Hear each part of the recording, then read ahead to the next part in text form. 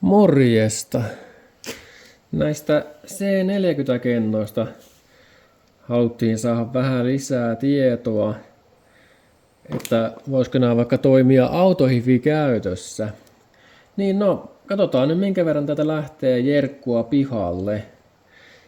Nämähän oli speksattu 60 ampeeria jatkuvaa ja 100 ampeeria piikkiä. Ja tässä ne on 4 nyt sarjassa. Eli tästähän on nyt niinku 80 ampeeritunnin tämmönen setti. Tää on tehty tuohon ihan sähköperämoottorin käyttöön, että ei tarvitse ampeereja 100 enempää ikinä, mutta niin tää on vähän järeempi sitten. Niin ja mähän testasin nämä kennokki jo, että nämä on sitä 19-20 ampeerituntia. Ja näitä on tässä nyt 4 rinnan, 4 tämmöistä 4 kennon sarjaa rinnan, 1, 2, 3, 4. Eli tässähän on silloin se 80 ampeerituntia. Ja suhteellisen pieni paketti.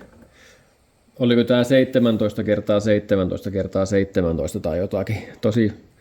Tosi pikkusen kokoinen. Tämä näin näppärän kokoinen. Mahtuu vaikka minnekään.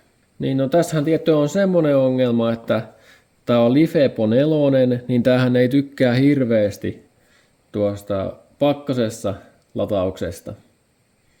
Eli sen puolesta tää ei oikein niinku talvikäyttöön sovellu tämmönen niinku lisäakuksi, jos haluaa laittaa, mutta kyllähän tää kesällä toimii ihan ongelmitta.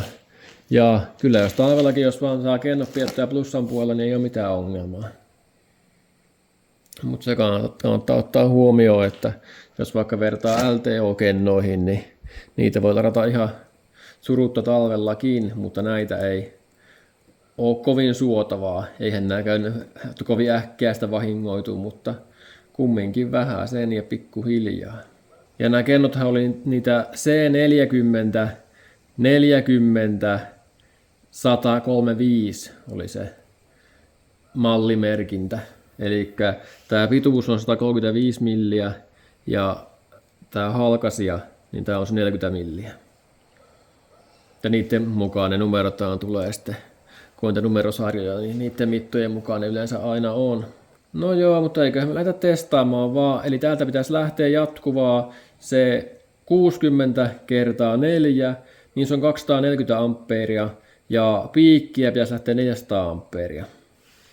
Mutta no, sehän selviää nopeasti, että mitä tätä lähtee oikeasti. Ja mähän tänne tosiaan tein nuo alumiinipalat. Se mun ei vielä näyttää, niin minkä näköinen tää on. Eli se on niinku tällainen setti vaan. Ja nää meni justiin siihen 50 milliä leveeseen alumiinilattaan, niin sai näppärästi tehtyä. No joo, mutta eikö me sitten päästä testaamaan jo. Tässä on tämmöiset navat tehty vaan niille haueleuvoille, mikä on sähköperämoottorissa, niin sen takia tuossa tuommoiset on. No joo, eiköhän se aika hyvin siinä ole. Siellä on 14 volttia nähtävästi. Lähdetään tästä vaan ruuvaamaan ja katsotaan mitä tapahtuu. Kokeillaan vaikka 13 ja aina mennään alaspäin. 13, melkein 200 jo. 12, 400. 11, yli 500. Se on pohjas tuo jo. Joo. Ei päästy edes 11 asti ihan, niin saatiin pohjaan tämä mittari jo. Ja täältä käry nousee. Elikkä joo, kyllä näistä ihan hyvin jerkkua näköjään lähtee näistä.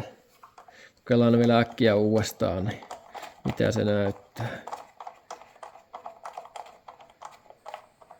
Että millä jäänitteellä saadaan. No se on aika lailla 11,5 saadaan 500 ampeeria. Joo, 11,5. Eli tää menisi hyvin vaikka jollekin ST5-tonniselle tai jollekin semmoiselle vahvistimelle. Tämä paketti ja tää oli sen 200 €, niin ei ollut kallis. Toki tähän mä tein nämä alumiinipalat itse, niin nuo maksoi nyt jonkun 10 euroa tai jotakin. Ei ollut kalliit nekään. Mutta joo, semmosia kennoja. Mutta toimis nää ihan auto hyvin käytöskin kesällä ongelmitta. Morjens.